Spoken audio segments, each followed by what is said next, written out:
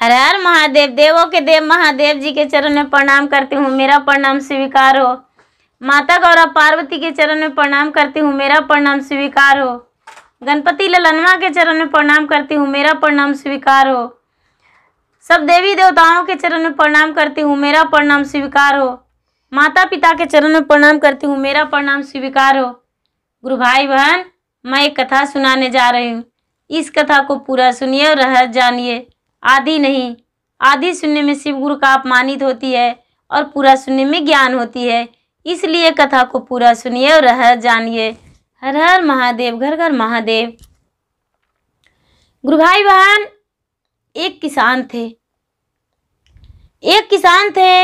वो किसान के दो पुत्र थे और किसान दोनों पुत्र के शादी कर दिए। जब दोनों पुत्र के शादी कर दिए तो किसान की दो बहू घर में आ गई। बड़े बेटे को पहले शादी किए, कुछ दिन के बाद, साल 2 साल के बाद छोटे वाले को भी शादी कर दिए। किसान की जो दो बहुएं थी वो बड़े प्यार से रहती थी, बहुत अच्छे से रहती थी दोनों, अपने देवरानी और जेठानी। जहाँ तक कि दोनों जो भाई भी थे किसान के बेटे, वो भी दोनों आपस में बड़े प्यार से रहते थे, बड़े अच्छे से रहते थे। उनमें कोई लड़ाई झगड़ा नहीं होता था, कोई अनबन नहीं होता था। जो भी दिन भर खेत में काम करते थे मिलजुल कर, घर में भी आकर और मिलजुल कर खाना बना लिया करते थे। दोनों बहुत खुश रहते थे। कुछ दिन के बाद छोटी बहू जब आई, कुछ दिन के बाद वो जो बड़ी बहू थी किसान के, तो गर्भवती रह गई। तो अपने देवरानी से किसी चीज़ उसे खाने का मन होता तो कहती ये बना दो, वो बना दो। वो बड़े प्यार से उनकी जो देवरानी थी वो बना के देती थी और कहती थी, दीदी आपके हम जब भोजन बना के देते हैं तो मुझे बहुत अच्छा लगता है।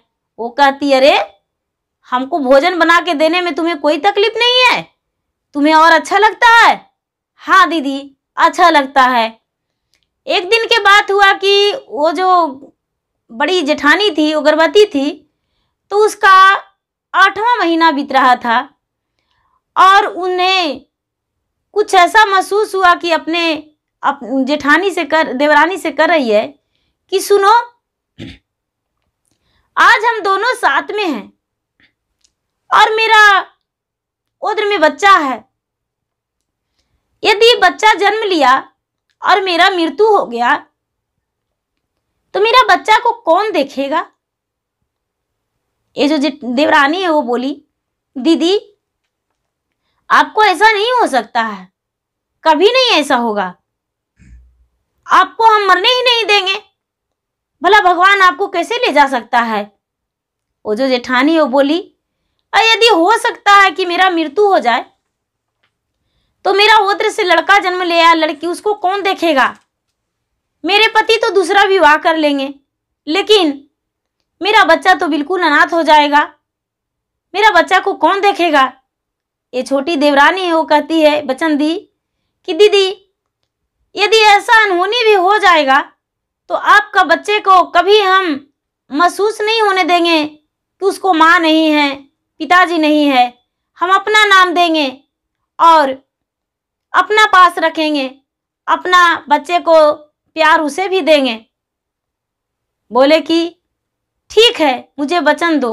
ये वचन दी और जब 9वां महीना के बाद वो पुत्र पैदा लिया, बड़े जेठानी को एक पुत्र पैदा लिया और जो जेठानी थी इस किसान की बड़ी बहू, उनका बच्चा को जन्म देते ही मृत्यु हो गया। जब बच्चा के जन्म दी और मृत्यु हो गया तो ये बेचारी अकेलापन महसूस करने लगी और रोने लगी। लेकिन उसे याद आया कि अपने हम जेठानी को वचन दिए थे कि आपका बच्चा को कोई तकलीफ नहीं होने देंगे। वो बच्चे को उसको देवर और देवरानी अपना लिए और अपना नाम दे दिए कि मेरा पुत्र है। उसके जो पति थे, जेठ थे, वो क्या किए कि विवाह कर लिए और बच्चा को भूल गए कि मेरा बच्चा था। ये जो उनका छोटा भाई और उनकी जो भाई का पत्नी वो बच्चा रख लिए और उनका वो जो बच्चे को पिता थे वो अपने बच्चा को भूल गए। ये जो इसके चाचा चाची थे वो बड़े लाड प्यार से बच्चे को पोसने लगे, पालने लगे। धीरे धीरे धीरे धीरे धीरे धीरे वो बालक बड़ा हो गया। बालक जब बड़ा हो गया तो बड़ा लाड प्यार में रखते थे। लेकिन एक दिन का बात था कि खेल तमाशे वाला आया गांव में और ये बच्चा खेल तमाशा देख रहा था और देखते देखते वो जो खेल तमाशा वाला बांसुरी बजा रहा था तो इसे याद आया कि हम भी बांसुरी बजाएंगे। ये अपना चाची को बोला, चाची मुझे एक बांसुरी ले दो, मुझे बांसुरी बजाना है। बोला ठीक है। वो जो भी बच्चा कहता था उसके चाचा चाची पूरा करते थे। उन्हें ये नहीं लगता था कि ये बालक ये मांग रहा है तो हम इसे नहीं देंगे। उसको यही लगता था कि जो मांगेगा उसे हम पूरा करेंगे। वो बांसुरी लेके और उसको चाचा चाची दे दिए। वो बांसुरी बजाता, जब सुबह होता 4 बजता तो बांसुरी बजाता तो पूरा गांव जाग जाता था। जहां तक के कि भगवान जो थे, भगवान भी पूरा उसका बांसुरी के आवाज से जाग जाते थे और झूम उठते थे। शाम होता तो वो जो खेल तमाशा वाला था उसके पास बांसुरी और डमरू था। बांसुरी और डमरू दोनों लाने को लिए चाचा चाची को बोला था। उसके चाचा चाची डमरू भी लाकर दे दिए। तो ये डमरू भी सांझ के बजाता था, सुबह में बांसुरी बजाता था। सारा लोग कहते थे कि अरे ये तो लगता है कि कृष्णा जी के मुरली बजाता है और शंकर जी के डमरू, जैसे इसका आवाज में अजब ही लगता है। कोई काम भी करते हैं तो काम जैसा नहीं लगता है। शाम में जब सुन लेते हैं इसका डमरू का आवाज तो पूरा जो बदन है वो फूल के समान लगता है। मुझे तो कोई लगवे नहीं करता है थकावट की, काम करके आए हैं। बहुत प्यार करते थे पूरा गांव के लोग इसे। ये प्रतिदिन क्या करता कि शाम के समय में मंदिर जाता था, भगवान के मंदिर, और भगवान के मंदिर में जाकर और डमरू बजाता था। भगवान भी झूम उठते थे और पूरा गांव के जितने लोग थे वो सारा लोग झूम उठते थे और इसका प्यार में सब बन चुके थे। इनसे बहुत प्यार करते थे। यदि इनका नहीं कोई किसी को नजर पड़ता तो इनका देखे बिना पूरा गांव बेचैन हो जाते थे और कहते थे कि वो तो बांसुरी वाला है, कोई डमरू वाला कहते थे और कोई बांसुरी वाला कहते थे। ये प्रतिदिन क्या करता कि बालक कि थोड़ा बड़ा हो गया तो भगवान के मंदिर जाता था। सुबह सुबह मंदिर में जाके बांसुरी बजाता। इसका बांसुरी के आवाज से, धुन से एक नाग और नागिन शिव के मंदिर में रहने लगा। नाग और नागिन जब ये बांसुरी बजाता तो खूब नाग नागिन नाचता, डमरू बजाता तो नाग नागिन नाचता। सारे लोग बाहर झूमते थे और नाग नागिन मंदिर के अंदर कोई पूजा भी करने जाते तो नाग और नागिन एकरी हो जाता था। एक तरफ भगवान से अलग हो जाता, भगवान के पूजा कर लेते थे लोग। सारे लोग इनको कहते थे कि तुम्हारे हाथों में क्या जादू है, तुम बांसुरी बजाते हो तो नाग नागिन नाचता है, तुम डमरी बजाते हो पूरा गांव नाचता है, नाग नागिन भी नाचते हैं, पूरा देवता देवी सब झूम उठ जाते हैं। सारे लोग इनसे बहुत खुश थे। लेकिन इनका जो चाचा चाची थे वो कोई काम नहीं करने कहते थे। ये जब बच्चा के साथ बच्चा दिन में खेलने जाता तो लोग कहता था, बच्चन लोग ताना मारता था कि अरे इसको तो माता नहीं है, पिता नहीं है। सारे लोग कहता था कि वो जो उसका माता पिता नहीं है, माँ नहीं है, वो बांसुरी का धुन कितना अच्छा बजाता है, तुम लोग भी उसको साथ रह के सीखो।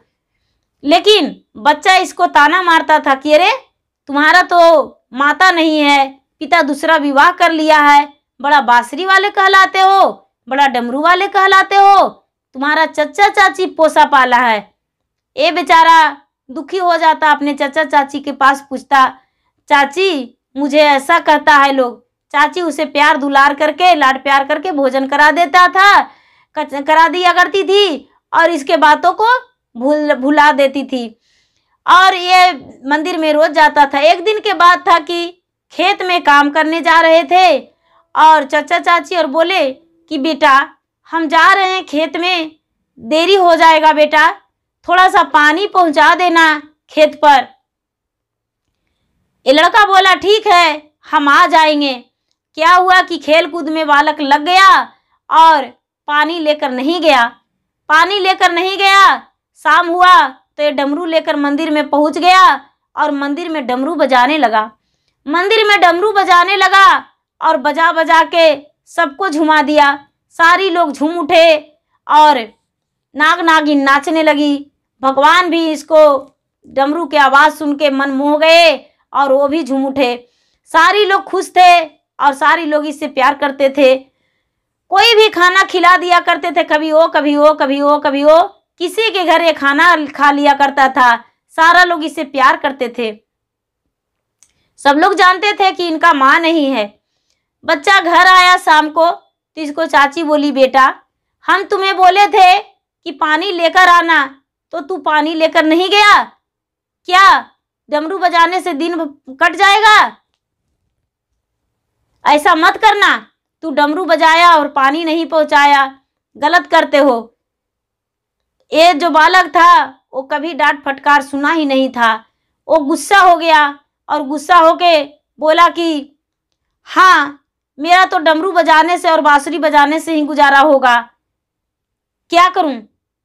इसके चाची गुस्से में बोली जाओ घर से मेरा चला जाओ। ये क्या किया कि डमरू और बांसुरी अपना हाथ में ले लिया और लेकर घर से निकल गया। बालक घर से निकल गया, पीछे पीछे चाची आ रही है।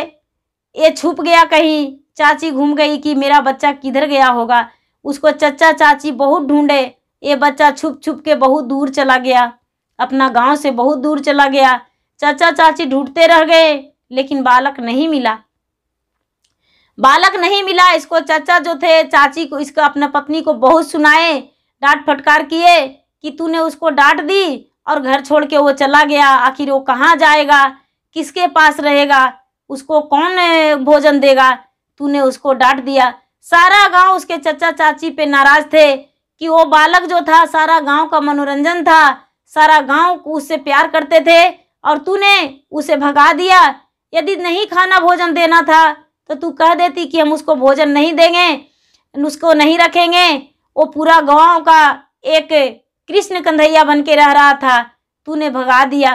बेचारी चाची भी रो रो कर अपना पूरा शरीर सुखा ली, बहुत रोती थी, बहुत यादें करती थी, जहाँ तक कि उसको यादों में भगवान के मंदिर जाने लगी कि हे भगवान मेरा बालक जहाँ भी रहे उसे सुरक्षित रखना, उसे ज्ञान देना कि वो घर लौट आ जाए।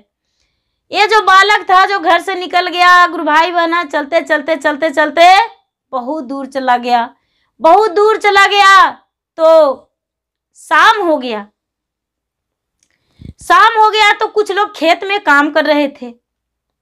खेत में काम कर रहे थे और शाम हो गया तो इसको आदत था मुरली बजाने का।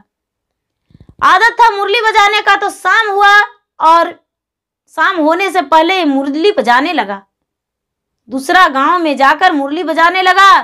तो जितने लोग जो काम कर रहे थे इसका मुरली का आवाज सुन के, डमरू का आवाज सुन के पूरा सब झूम उठे और कहने लगे अरे ये कौन है, इतना छोटा बच्चा है और इतना मन से डमरू बजा रहा है। इसका डमरू का आवाज में तो लगता है कि पूरा तीनों लोक मोह जाता है।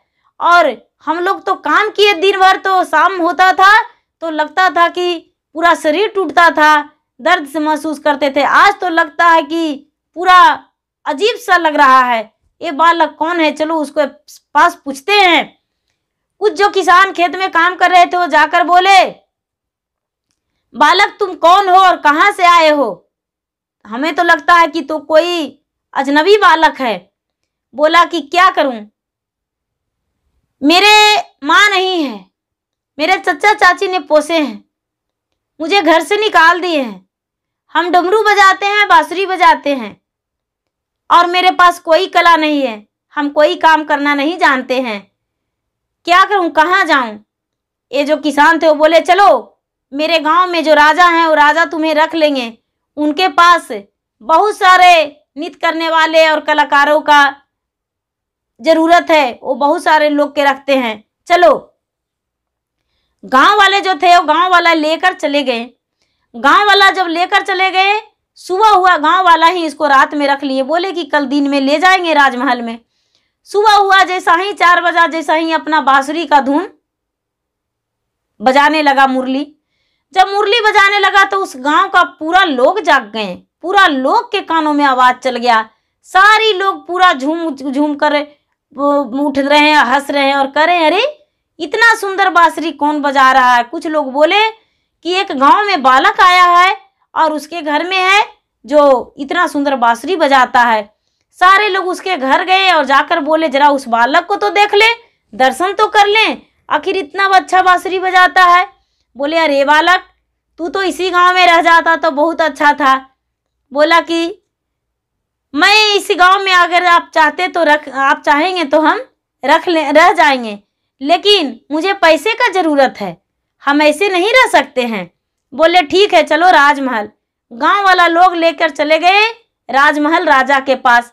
राजा के पास गए और बोले, राजा साहब, ये जो है ये एक बांसुरी और डमरू वाला है, इसको आप रख लेते तो पूरा गांव इससे मनोरंजन हम लोग करते। बहुत अच्छा बांसुरी बजाता है और बहुत अच्छा डमरू बजाता है।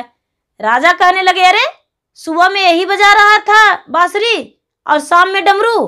बोले, हाँ। राजा साहब के पास बहुत नृत्य करने वाला था, वो राजा साहब के पास गया और बोला, राजा साहब, इतने छोटे बालक को नृत्य करने, डमरू बजाने को लिए रख रहे हैं, मेरा डमरू का आवाज सुनिए, मेरा बांसुरी का आवाज सुनिए। सारा लोग अपना अपना राजा साहब के सामने सुनाए, लेकिन राजा साहब किसी को पास नहीं किए। सबसे पीछे ये बच्चा गया और बोला कि राजा साहब, थोड़ा सा मेरा भी सुन लीजिए। राजा साहब के सामने ये बांसुरी बजाया, डमरू बजाया। राजा साहब उसी समय पूरा झूमने लगे और नाचने लगे उनकी आवाज से और मस्ती करने लगे। राजा साहब के जितने नौकर चाकर थे और जितने नृत्यकार थे वो सब झूम उठे। राजा साहब खुश होकर कहते हैं कि बालक, हम तुम्हें चाहते हैं कि हम अपना राजमहल में रख लें। बालक बोला, राजा साहब, हम राजमहल में नहीं रह सकते हैं, हम तो भगवान के मंदिर में रहेंगे, मुझे किसी का घर की जरूरत नहीं है, हम भगवान के मंदिर में रहेंगे। बस मुझे आप कुछ तनख्वाह दे दीजिएगा जो कि अपने माता पिता को हम दे सके, जो मुझे कर्ज खिलाए हैं वो कर्ज को हम भरपाई कर सके, इतना ही चाहते हैं। राजा साहब बोले, ठीक है। राजा साहब मंदिर में रहने का इसको इंतजाम कर दिए, भोजन के भी इंतजाम कर दिए कि मंदिर में भेजा देते थे। और मंदिर में प्रतिदिन नृत्यकार करता था और डमरू बजाता था, बांसुरी बजाता था। सारा लोग इसके पास जाते थे, कोई 1 रुपया, कोई 2 रुपया, कोई 5 रुपया, कोई 10 रुपया, कोई 2 पैसा, कोई 4 पैसा, ऐसे करके रोज प्रतिदिन इसको देते थे। और जो नाग नागिन जहाँ रहता था गांव में, मंदिर में, वो नाग नागिन इसका मंदिर में जहाँ ये रहता था रहा, वहाँ चला गया और मंदिर में वहाँ नाग नागिन बसेरा ले लिया। सारा गांव में हल्ला हो गया कि ये बालक जब से आया है एक नाग नागिन मंदिर में रहता है। जितना बच्चा नाचता है, बांसुरी बजाता है, उतना ही नाग नागिन भी नाचता है। सारा लोग देखते थे और देख के बड़ा चकित करते थे कि आखिर ये बालक है कौन। ये बालक कोई साधारण बालक नहीं है। जब पूरे 1 महीना रहा वो बालक गांव में, तो इसके पास कुछ पैसा हो गया और राजा भी इसको तनख्वाह दिए। राजा से बोला, राजा साहब, हम अपना घर जा रहे हैं, फिर आपके गांव में आएंगे। ये क्या हुआ कि जो भी पैसा लिए हुए था वो पैसा लेकर और नाग नागिन से बोला कि वापस मंदिर लौट जाना, हम गांव जा रहे हैं। इसके पीछे पीछे नाग और नागिन दोनों चल दिए। ये बालक आगे आगे और पीछे पीछे नाग नागिन। बालक जो था वो बालक घर गया और ये नाग नागिन मंदिर में गए। ये बालक को देखते ही सारा गांव इसमें लिपटने लगे कि तू कहाँ चला गया था गांव छोड़कर, अब तुम्हें हम जाने नहीं देंगे। बालक बोला, अब नहीं जाएंगे, पहले अपने चाचा चाची से मिल तो ले। जब चाचा चाची इसको देखे तो आंखों में आंसू भर के इसको गले में लिपट के रोने लगे और कहने लगे कि कभी तुम्हें हम डांट फटकार नहीं दिए थे, लेकिन एक बार जब थोड़ी सी हम डांटे और तूने घर छोड़ दिया, नहीं ऐसा मत करना। और चाची का हाथ में पैसा दिया, बोला चाची तूने बोला था कि तूने निकम्मा है, निकारा है, तेरा डमरू से क्या पेट भर जाएगा, तो लो हम डमरू बजाकर और बांसुरी बजाकर पैसा कमा के लाए हैं। जब चाची पैसा देखी, बोली बेटा हम इस पैसे को नहीं ले सकते हैं, ये तुम्हारा कमाई का मेहनत का पैसा है, इससे तू कुछ भी कर सकते हो, हम तुम्हारा पैसा नहीं लेंगे। चाचा चाची जो थी वो अपना बेटे का प्यार दी थी और बेटा बना के रखी थी, वो पैसा नहीं ली इस बालक से। ये जो बालक था उस पैसे को अपना काम किया, मेहनत, और फिर से वापस उसी गांव में उस राजमहल में जाकर अपना समय बिताने लगा, तनख्वाह लेने लगा और डमरू और मुरली इसका बिजनेस हो गया। ये डमरू बजाता था, मुरली बजाता था, उससे अपना धन कमाता था और शादी विवाह कर लिया और आगे का विकास किया। इसको जो चाचा चाची थे, इसकी पत्नी को भी अपना बहू के रूप में स्वीकार लिए और अपना बहू बना के अपना घर में रखते थे। ये जो बेटा था कमा कर लाता था और अपना पत्नी को देता था, ये उससे अपना रोजी रोटी करते थे और आगे का विकास करते थे। गुरु भाई बहना, मुरलीधर कृष्ण गोपाल की तरह वो बालक था और बालक पे भगवान दया किए। बालक पे भगवान दया किए, उसको माता को छीन लिए, लेकिन उसको माता पिता के उसके कोरे में लगा दिए और उसको उसी को सहारे आगे का जीना सिखाए और रहना सिखाए और वो नित्य कलाकार भगवान के मुरलीधर बन के रह गया। गुरु भाई बहना, मेरा वीडियो अच्छा लगे तो इसे लाइक कीजिए, शेयर कीजिए, सब्सक्राइब कीजिए। धन्यवाद।